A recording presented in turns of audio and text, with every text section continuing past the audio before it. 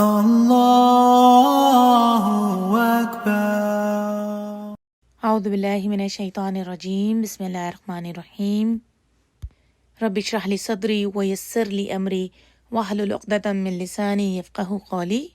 السلام علیکم ورحمۃ اللہ وبرکاتہ۔ سورہ انفال۔ انفال نفل سے ہے اور نفل کے معنی ہوتے ہیں زیادہ یا اضافی چیز کے، یعنی ہر وہ چیز جو کسی کے حق سے زیادہ ہو وہ نفل کہلاتی ہے۔ یہاں انفال سے مراد مال غنیمت ہے، اور مال غنیمت اس مال کو کہتے ہیں جو کہ اللہ سبحانہ تعالیٰ کے راستے میں لڑنے والے دشمن سے میدان جنگ میں ملتا ہے۔ مال غنیمت ان چیزوں میں سے ایک چیز ہے جو کہ پچھلی امتوں میں حرام تھی۔ امت محمدی پر یہ ایک زائد چیز ہے جو اللہ سبحانہ تعالیٰ نے حلال کی۔ دوسری طرف اس میں اس بات کا بھی اشارہ موجود ہے کہ مال غنیمت نفل انعام ہے۔ اللہ کے راستے میں کوششیں کرنے کا مستقلاً اور دائمی اجر تو اللہ سبحانہ تعالیٰ نے آخرت کے لیے محفوظ رکھا ہوا ہے۔ تو لہٰذا اللہ کے راستے میں کوششیں کرتے ہوئے انسان کی نظر ہمیشہ مقصد اور نصب العین پر ہونی چاہیے، اور بطور انعام اللہ سبحانہ تعالیٰ جو کچھ دے دے وہ اس کا کرم ہے۔ سورہ انفال وہ سورت ہے جس میں غزوہ بدر کو تفصیل سے ڈسکس کیا گیا ہے، جس میں مسلمانوں کو تقوی، باہمی اخوت اور ہمدردی اور اللہ اور اس کے رسول کی اطاعت پر ہدایت اور نصیحتیں کی گئی ہیں۔ حضور اکرم صلی اللہ علیہ وسلم کی ذات، آپ صلی اللہ علیہ وسلم کی شخصیت، آپ کا اخلاق مکے میں رہنے والے لوگوں، یہاں تک کہ دشمنوں اور ساتھ میں مکے کے اطراف کے لوگوں کے لیے بھی متاثر کن تھا۔ حضور اکرم صلی اللہ علیہ وسلم کی بعثت کے بعد مکی زندگی کے 13 سال میں ان سب نے آپ صلی اللہ علیہ وسلم کا دعوت حق کے ساتھ وابستگی اور لگاؤ بھی دیکھا۔ دوسری طرف سب لوگ دعوت حق کی کشش کو بھی خود بھی محسوس کرتے تھے، لہٰذا دعوت کے 10 سال ایسے تھے جس میں جو لوگ آپ صلی اللہ علیہ وسلم کی رسالت کا اور حق کی دعوت کا انکار کر رہے تھے وہ اپنے اقتدار کے لیے خطرے کو محسوس کرنے لگے۔ ایسے میں مدینے کے جان نثار مسلمانوں نے آ کر آپ صلی اللہ علیہ وسلم کو مدینے میں آ کر بسنے کی دعوت دی اور مدینے کو مدینۃ الاسلام کی حیثیت سے پیش کیا، حالانکہ وہ خود اس بات کی حقیقت کو جانتے تھے کہ ایسے کرنے سے وہ اپنے خلاف پورے عرب کی دشمنی مول لیں گے۔ اللہ سبحانہ تعالیٰ کی ہمیشہ سے یہ سنت رہی ہے کہ جب اللہ کی طرف سے حق کی دعوت کا مسلسل انکار کیا جاتا رہے تو پھر اللہ کی طرف سے اس قوم پر عذاب آتا ہے، اور پھر اس وقت انہیں بچا لیا جاتا ہے جنہوں نے حق کو مانا، اس کی تصدیق کی۔ لیکن آپ صلی اللہ علیہ وسلم کی امت پر اس طرح کا عذاب آ کر انہیں مسمار نہیں کیا جائے گا، کیونکہ یہ وہ وعدہ ہے جو آپ صلی اللہ علیہ وسلم نے اپنے اللہ سے لیا تھا۔ لہٰذا اللہ کا دین قائم کرنے کے لیے اللہ کے فیصلے کے تحت رسول اللہ نے غزوات کیے۔ یہ وہ صورت ہے جس میں انہی میں سے ایک غزوہ بدر کا تفصیلی تذکرہ موجود ہے۔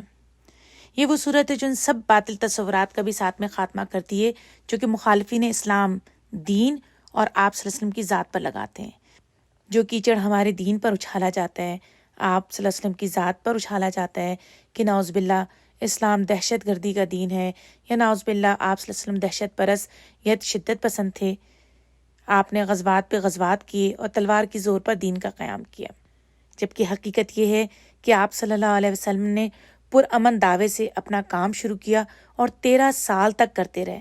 مکے کو بھی اس وقت تک نہ چھوڑا جب تک کہ اللہ کا حکم نہ آ گیا۔ مکے کا پورا دور صبر اور آزمائش سے بھرپور تھا۔ مدینے آنے کے بعد آپ صلی اللہ علیہ وسلم نے جو غزوات کیے وہ بھی اسلام کی حفاظت اور اس کے پھیلاؤ کے لیے تھے۔ ان غزوات سے مقصد زمین کا اقتدار یا مال غنیمت مقصود نہ تھا، بلکہ اس سے مقصود اللہ کی زمین پر اللہ کی وحدانیت اور اس کے قانون کا نفاذ مطلوب تھا۔ لہٰذا جب آپ صلی اللہ علیہ وسلم کو اللہ کی طرف سے ہجرت کا حکم ملا تو آپ نے حضرت ابوبکر صدیق کو اپنا رخت سفر بنایا اور راستے کی صحبتوں کو سہتے ہوئے مدینے پہنچے۔ مدینے والوں نے بہت ہی پرجوش استقبال کیا۔ مدینے پہنچ کر آپ نے فوراً چند اہم ضروری کام سر انجام دیے، جن میں سب سے پہلے مسجد نبوی کا قیام تھا، جو کہ مسلمانوں کے لیے ایک دارالعلوم، کمیونٹی سینٹر اور ایک پارلیمنٹ ہاؤس کی حیثیت رکھتا تھا۔ دوسری طرف مواخات قائم کی تاکہ آپس کی اجنبیت ختم ہو سکے، محبت کا تعلق للہ اور فی اللہ بن سکے، جو اس وقت معاشی اور معاشرتی مسائل تھے وہ حل ہو سکیں۔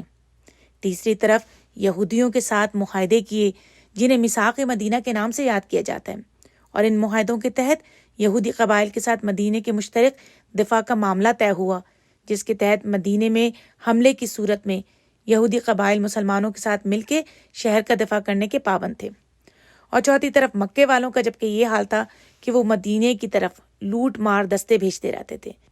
یہی حالات تھے جن میں شعبان 2 ہجری میں قریش کا ایک بڑا قافلہ شام سے مکے کی طرف جاتے ہوئے اس علاقے میں پہنچا جو مدینے کی زرد میں پڑتا تھا۔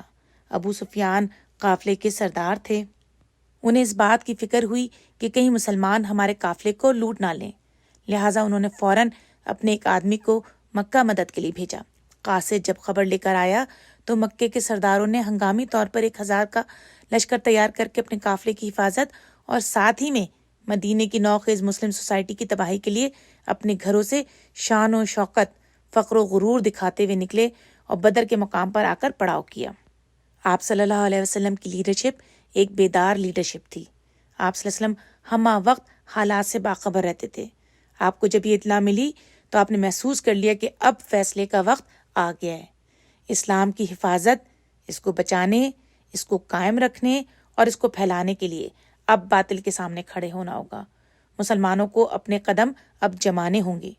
لہٰذا آپ نے صحابہ کے سامنے سارا معاملہ رکھ دیا۔ اس وقت آپ کے پاس جانثاروں کی ایک مختصر مگر انتہائی مضبوط جماعت تیار ہو گئی تھی۔ اس موقع پہ بعض صحابہ نے تجارتی قافلے کے تعاقب کا مشورہ دیا، جبکہ باقی تمام صحابہ آپ کے ساتھ حق اور باطل کی جنگ میں لڑنے، اسلام کو بچانے، اس کو محفوظ کرنے اور اس کو پھیلانے کے لیے تیار تھے۔ آپ صلی اللہ علیہ وسلم نے اس موقع پر اللہ کے وعدے بھی یاد کروائے کہ ان دونوں چیزوں یعنی یا تو تجارتی قافلہ یا مکے کے لشکر میں سے ایک چیز تمہیں ضرور حاصل ہوگی۔ لہٰذا بدر کے مقام پر 2 ہجری میں پہلی مسلمانوں کی قریش کے ساتھ جنگ ہوئی۔ چونکہ یہ واقعہ بغیر کسی منصوبہ بندی اور تیاری کے پیش آیا تھا، لہٰذا بے سر و سامانی کا عالم تھا، اور یہی وجہ تھی کہ بعض مسلمان ذہنی طور پر اس ہنگامی صورتحال کے لیے تیار نہ تھے۔ اللہ سبحانہ تعالیٰ فرماتے ہیں، ایمان والوں، اللہ اور اس کے رسول کی پکار پر لبیک کہو، جبکہ رسول تمہیں اس چیز کی طرف بلائے جو تمہیں زندگی بخشنے والی ہو، اور جان رکھو کہ اللہ آدمی اور اس کے دل کے درمیان حائل ہے اور اسی کی طرف تم سمیٹے جاؤ گے۔ لہٰذا یہ وہ صورت ہے جس میں غزوہ بدر پر تفصیلی تبصرہ کیا گیا ہے، اور تبصرہ بھی ایسا جو دنیا کے تبصروں سے انوکھا ہے۔ سب سے پہلے تبصرے میں مسلمانوں کو ان کی خوبیاں یاد دلانے کے بجائے ان کی خامیوں کی طرف نشاندہی کی گئی ہے، جو اس وقت اخلاقی حیثیت سے مسلمانوں میں کہیں نہ کہیں موجود تھی۔ اللہ سبحانہ تعالیٰ نے ان خامیوں کی طرف نشاندہی اس لیے کی تاکہ مسلمان اپنے آپ کو ان کمزوریوں سے بچا سکیں، آئندہ کے لیے اپنے آپ کو ہوشیار کر سکیں اور آئندہ ایسی کمیوں کا شکار نہ ہوں۔ فرمایا اللہ سبحانہ تعالیٰ نے کہ اے ایمان لانے والو، جانتے بوجھتے اللہ اور اس کے رسول کے ساتھ خیانت نہ کرو، اپنی امانتوں میں غداری کے مرتکب نہ ہو۔ تبصرے میں اگلی جس بات کی طرف توجہ دلائی گئی وہ یہ ہے کہ انسان اسباب کے بجائے مسبب الاسباب پر نگاہ رکھے، کیونکہ کسی بھی مقصد میں کامیابی جب بھی ہوتی ہے اس میں اللہ کی مدد کا بڑا حصہ ہوتا ہے۔ اللہ سبحانہ تعالیٰ نے فرمایا اللہ مومنوں کے ساتھ ہے، پھر فرمایا تمہارے لیے اللہ کافی ہے۔ وہی تو ہے جس نے اپنی مدد سے مومنوں کے ذریعے سے تمہاری تائید کی اور مومنوں کے دل ایک دوسرے سے جوڑ دیے۔ تبصرے کے اس نقطے کا اصل مقصد یہی تھا کہ مسلمان اپنی کامیابی کو اپنی بہادری، اپنی شجاعت کا مظہر نہ سمجھیں، بلکہ اللہ پر توکل اور آپ صلی اللہ علیہ وسلم کی اطاعت کا نتیجہ جانیں۔ اس کے بعد جنگی قیدیوں، مشرکین اور منافقین اور یہودیوں کو پرزور انداز میں سبق سکھایا گیا۔ فرمایا اور اے نبی، تم لوگوں کے قبضے میں جو قیدی ہیں ان سے کہو اگر اللہ کو معلوم ہوا کہ تمہارے دلوں میں کچھ خیر ہے تو وہ تمہیں اس سے بڑھ چڑھ کر دے گا جو تم سے لیا گیا ہے، اور تمہاری خطائیں معاف کرے گا۔ اللہ درگزر کرنے والا اور رحم فرمانے والا ہے۔ پھر مال غنیمت کے اوپر تبصرہ کیا گیا۔ فرمایا جو مال جنگ میں ہاتھ آیا ہے اس سلسلے میں مسلمانوں کو ہدایت کی گئی کہ انہیں اپنا مال نہ سمجھیں بلکہ خدا کا مال سمجھیں، جو اللہ اور اس کا رسول دے دے اسے خوشی خوشی لے لیں۔ فرمایا جو کچھ مال غنیمت تم نے حاصل کیا اس کا 5واں حصہ اللہ اور اس کے رسول اور اس کے رشتہ داروں اور یتیموں اور مسکینوں اور مسافروں کے لیے ہے۔ ساتھ میں تبصرہ کرتے ہوئے جنگ اور صلح کے لحاظ سے اخلاقی ہدایات دی گئیں، آداب بتائے گئے۔ لہٰذا سورت کے اندر اجمالی طور پر مال غنیمت کا ذکر کرنے کے بعد اصل بات کی طرف اشارہ دیا گیا ہے، نصیحت کی گئی ہے۔ فرمایا گیا اللہ سے ڈرو اور آپس کے معاملات درست کرو اور اللہ اور اس کے رسول کی اطاعت کرو۔ جس طرح تقوی اور رحم دلی کو اللہ نے سورہ نساء میں تمام معاشرتی اور معاشی بھلائیوں، اصلاح اور کامیابیوں کی بنیاد قرار دیا تھا، بالکل اسی طرح یہاں ابتدائی آیات میں تقوی اور آپس کے تعلقات کی درستگی کو مسلمانوں کی اجتماعی شرازہ بندی کی بنیاد قرار دیا گیا ہے، کیونکہ اچھے تعلقات دین کی بہتری کا ذریعہ بنتے ہیں۔ لڑائی، فساد، جھگڑا دین کو کاٹ دیتے ہیں۔ لہٰذا اللہ نے دنیا میں جس کو جو کچھ دیا ہے وہ اس کا نصیب ہے۔ اللہ کی تقسیم پر راضی رہنا چاہیے، اس کی تقسیم انصاف پر ہوتی ہے۔ کسی کو دنیا دے کے آزماتا ہے اور کسی کو نہ دے کے آزماتا ہے۔ لہٰذا اس ذات کی تقسیم پر اللہ سبحانہ تعالیٰ فرماتے ہیں تمہارے دلوں میں کوئی بدگمانی پیدا نہ ہو، اپنے دینی بھائیوں کے خلاف کوئی حسد کا جذبہ نہ ہو، تمہارے باہمی تعلقات کی بنیاد اخوت، رحم دلی، محبت پر ہے۔ لہٰذا ایمان کے ساتھیوں کے اس گروہ میں حسد، رقابت، خود غرضی یا ان جیسی کسی بھی طرح کی بیماریوں کا شکار نہیں ہوتے، کیونکہ یہ چیز ان کے ایمان کے منافی ہوتی ہے۔ لہٰذا رمضان المبارک کی جن ساعتوں میں ہم قرآن پڑھ رہے ہیں، ہمیں بھی اپنا جائزہ لینے کی ضرورت ہے۔ اگر کسی کے دل میں اپنے مسلمان بہن بھائیوں کے لیے کوئی بھی کانٹا موجود ہے تو یہی وقت ہے کہ اسے نکال پھینکنے کا اور اپنے دل کو ہر طرح کے گرد و غبار سے صاف کر کے پاک کرنے کا۔ اگر کسی کو رمضان میں بھی اس نیکی کی توفیق نہ مل سکی تو پھر کب ملے گی؟ اس کے بعد حقیقی ایمان، سچے اہل ایمان کے اوصاف بتا کر ایک آئینہ ہے جو ہمیں اپنا عکس دیکھنے کے لیے رکھ دیا گیا ہے۔ اگر ایمان کا دعویٰ ہے تو پھر اپنے اندر یہ اوصاف پیدا کرو۔ سب سے پہلی بات کہ سچے اہل ایمان تو وہ ہیں جن کے دل اللہ کے ذکر سے لرز جاتے ہیں۔ اللہ کے ذکر سے دل لرز جاتے ہیں، اس سے کیا مطلب ہے کہ ان کے اندر اللہ کی بڑائی، اس کی عظمت اور اس کے جلال کا تصور ہوتا ہے، اس لیے وہ مسلسل اللہ سے ڈرتے رہتے ہیں۔ کبھی جب ان کے سامنے رب کا نام آ جائے یا ان کو یاد کروائی جائے یا جب ان کے سامنے کوئی بات اللہ کی بات کی حیثیت سے رکھی جائے تو وہ اسے خوف اور خشیت کے گہرے احساس کے ساتھ سنتے ہیں۔ لہٰذا ایمان کا پہلا تقاضا خدا خوفی ہے، جو کہ اس رب کی بڑائی، اس کے جلال، اس کی ربوبیت اور رحمت اور اس کے عدل اور حکمت اور اس کی صفات کے صحیح تصور سے پیدا ہوتا ہے، اور اسی سے پھر تقوی وجود میں آتا ہے۔ ایمان والوں کی دوسری علامت بتائی جا رہی ہے کہ جب اللہ کی آیات ان کو سنائی جاتی ہیں تو ان کا ایمان بڑھ جاتا ہے۔ ایمان والوں کو اگر اپنی زندگی میں جو چیز سب سے زیادہ مطلوب ہوتی ہے، جو چیز سب سے زیادہ پسند ہوتی ہے، وہ یہی بات ہوتی ہے۔ وہ ان باتوں کا علم رکھنا چاہتے ہیں جسے اللہ پسند کرتا ہے، وہ ان باتوں سے دور رہنا چاہتے ہیں جنہیں اللہ ناپسند کرتا ہے، تاکہ وہ اپنے آپ کو ضائع نہ کریں بلکہ اللہ کی رضا حاصل کرنے والے کاموں میں اپنی زندگی کو کھپانا چاہتے ہیں، اور یہی چیز ان کے ایمان کو مسلسل بڑھاتی رہتی ہے۔ لہٰذا سوچنے کا مقام ہے کہ مسلمان ایمان کا دعویٰ کرنے کو تو کر بیٹھتا ہے، لیکن جب اس کے مطالبے سامنے آتے ہیں تو وہی وقت ہوتا ہے ایمان کے امتحان کا، تو ایسے میں اس پر خوشی کے بجائے پیشانیوں پر بل کیوں پڑ جاتے ہیں؟ یاد رکھیں، ایمان کے اقرار کرنے کے بعد اس کے مطالبوں میں سے چھوٹا ہو یا بڑا، جو بھی مطالبہ اللہ اہل ایمان کے سامنے لاتا ہے وہ مطالبہ اس کے لیے آزمائش اور امتحان کا ایک بڑا دروازہ کھول دیتا ہے۔ لہٰذا جو سچے اہل ایمان ہوتے ہیں وہ اس امتحان سے گھبرانے کے بجائے اس میں بازی جیتنے کی کوششیں کرتے ہیں۔ آج ان حالات میں کرونا وائرس کی وبائی بیماری کی وجہ سے امت کی اجتماعی آزمائش بھی ہو رہی ہے اور ہر فرد کی انفرادی آزمائش بھی ہے۔ لہٰذا یہی وقت ہے جب صبر کے ساتھ اللہ کے دامن کو پکڑے رہنا ہے، اسی سے مدد مانگنی ہے، کیونکہ وہی ہے جو اس مشکل سے باہر نکال سکتا ہے۔ ہم اپنے کرنے والے کاموں کو، نیکی کے کاموں کو، خیر کے کاموں کو مزید اسپیڈ کے ساتھ کریں اور بڑھا دیں تاکہ اس کی رحمت کو ہم اپنی طرف متوجہ کر سکیں۔ ایمان لانے والوں کی تیسری علامت یہ بتائی گئی کہ وہ اپنے رب پر بھروسہ کرتے ہیں۔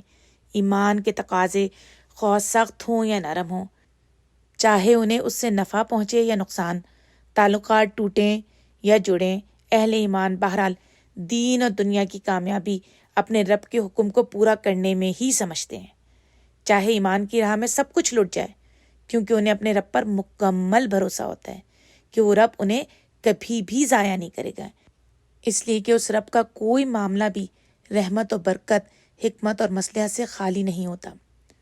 آخر میں جو صفت بیان ہوئی وہ باقی ساری خوبیوں کی محافظ ہے۔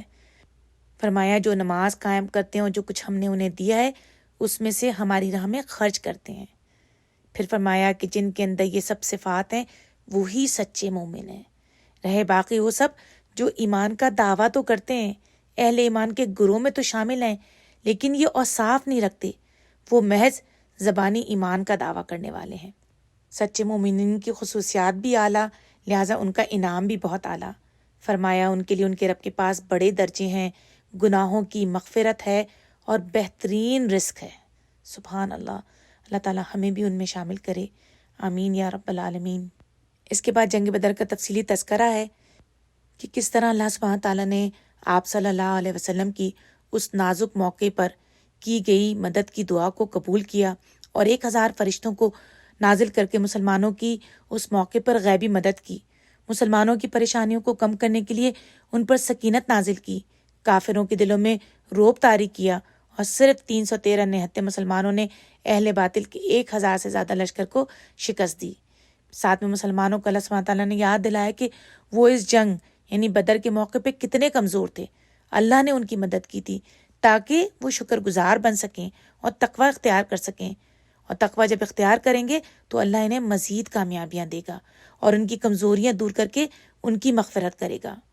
لہٰذا آج بھی جو اللہ کا ڈر اور اس کا تقوی اختیار کرے گا تو اللہ کا وعدہ ہے کہ اللہ انہیں مزید کامیابیاں بھی دے گا، ان کی کمزوریوں کو بھی دور کرے گا اور ان کی مغفرت بھی کرے گا۔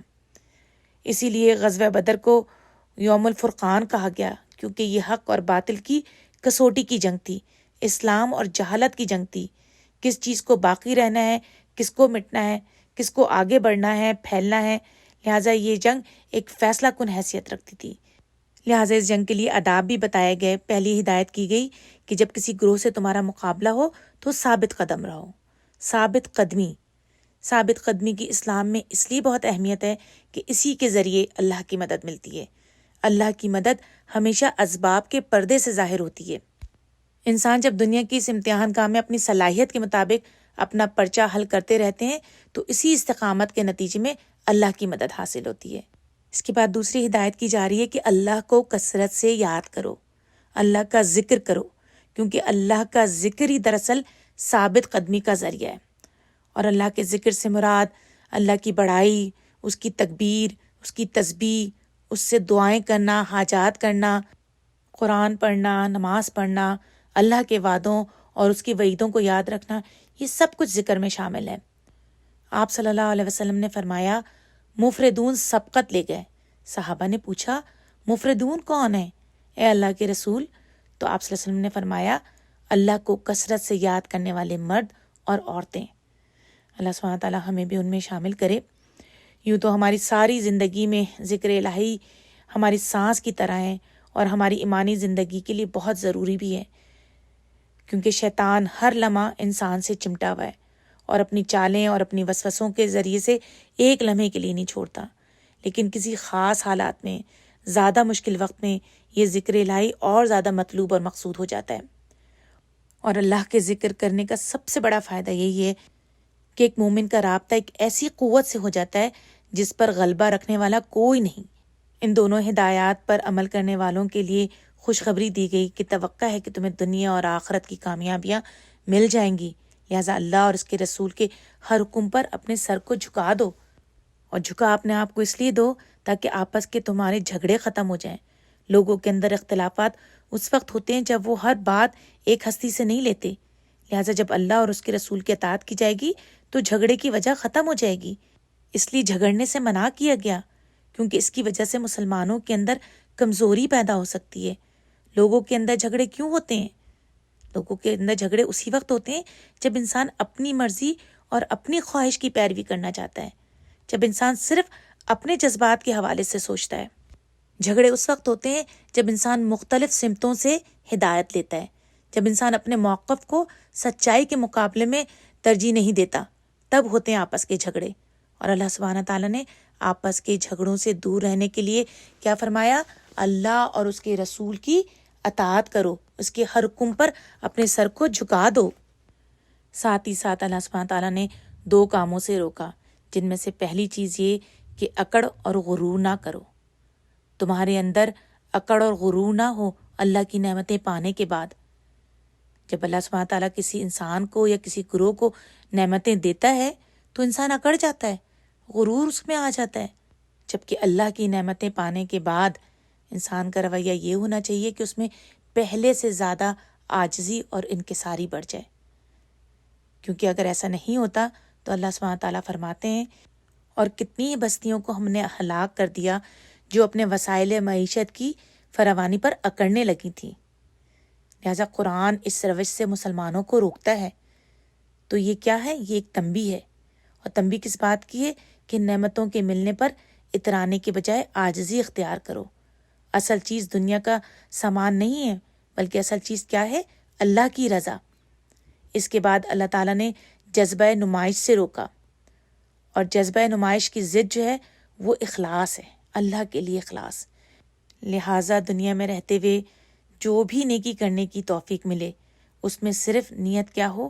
اللہ کی رضا کے لیے۔ دنیا سے واہ نہیں مطلوب، اپنی کسی بھی نیکی کے لیے کسی سے بھی داد نہیں وصول کرنی، بلکہ آخرت میں اپنے رب سے لینی ہے، کیونکہ اس سے بڑا کوئی قدردان نہیں۔ وہ اپنے بندوں کے حق میں رحیم اور شفیق ہے۔ اللہ سبحانہ تعالیٰ فرماتے ہیں اللہ تو اپنے بندوں پر ظلم کرنے والا نہیں ہے، یہ تو انسان ہی ہے جو خود اپنی ذات پر ظلم کرتا ہے اور دوسروں پر بھی ظلم کرتا ہے۔ اللہ کسی پہ ظلم نہیں کرتا، اللہ تو ہر ایک کو عدل کے ساتھ اس کے اعمال کا بدلہ دیتا ہے۔ آپ صلی اللہ علیہ وسلم نے فرمایا، اللہ فرماتا ہے اے میرے بندوں، میں نے اپنی ذات پر ظلم کو حرام کر لیا ہے اور اسے تم پر بھی حرام فرما دیا ہے، لہٰذا تم آپس میں ایک دوسرے پر ظلم نہ کرو۔ اے میرے بندوں، میں تمہارے اعمال ہی گھیرے ہوئے ہوں، پھر جو شخص اچھائی پائے گا اسے میری حمد کرنی چاہیے، اور جو برائی پائے اسے اپنے ہی اوپر لعنت بھیجنی چاہیے۔ لہٰذا یہ اللہ کی سنت ہے کہ وہ کسی نعمت کو جو اس رب نے کسی قوم کو عطا کی ہو اس وقت تک نہیں بدلتا جب تک کہ وہ قوم اپنے طرز عمل کو نہیں بدل لیتی۔ یعنی جب اللہ کسی قوم کو دین اور دنیا کی نعمتیں دیتے ہیں تو ان نعمتوں کو قائم رکھتے ہیں جب تک کہ وہ قومیں ان نعمتوں کا شکر ادا کرتی رہیں، ان نعمتوں کا حق ادا کرتی رہیں۔